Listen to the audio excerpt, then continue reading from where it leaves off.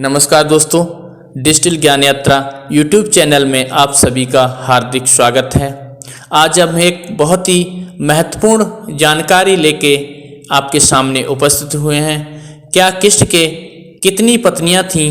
यह कहा जाता है कि भगवान श्री कृष्ण के 16,108 पत्नियां थीं। क्या यह सही है या गलत?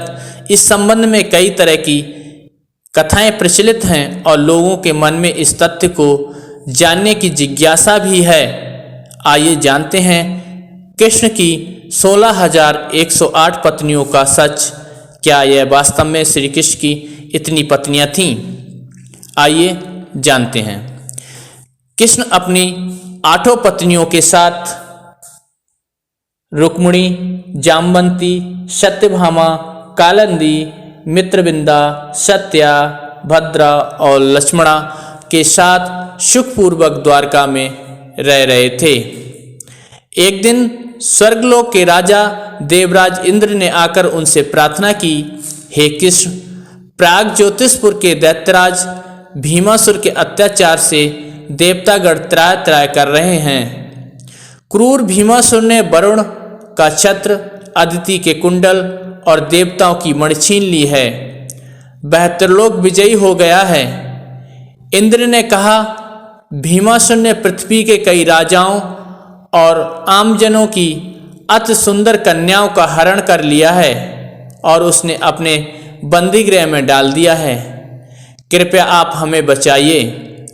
इंद्र की प्रार्थना स्वीकार करके श्री कृष्ण अपनी प्रिय पत्नी सत्यभामा को साथ लेकर गरुड़ पर सवार हुए और प्रयाग ज्योतिषपुर पहुँचे। वहां पहुंचकर भगवान श्री कृष्ण ने अपनी पत्नी सत्यभामा की सहायता से सबसे पहले मुर दैत्य सहित मुर के 6 पुत्र ताम्र, अंतरिक्ष, श्रवण, विभावसु, नवश्वान, अरुण का संहार किया। मुर दैत्य के वध हो जाने का समाचार सुन भीमासुर अपने अनेक सेनापतियों और दैत्यों की सेना को साथ लेकर युद्ध के लिए निकला।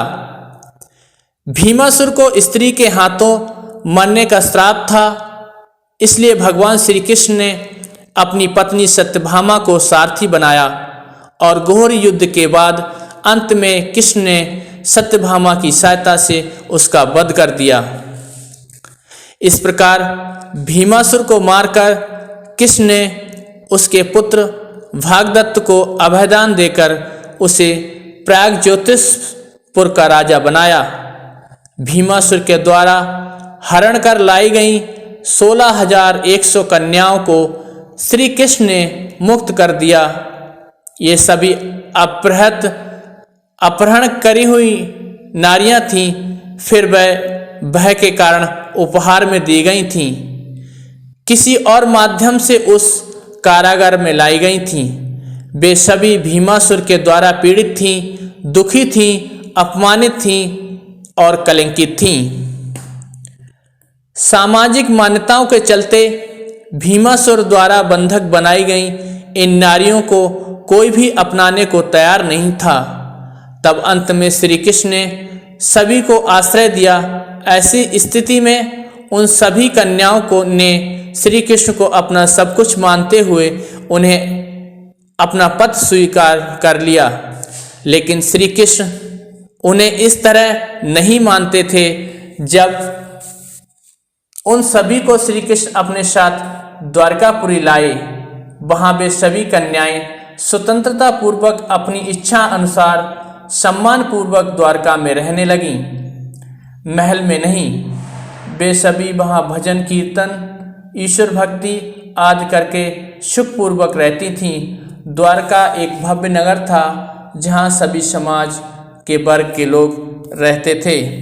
ये थे हमारी श्री कृष्ण की 16,108 रानियों की कहानी। कैसी लगी कमेंट बॉक्स में ज़रूर बताइएगा।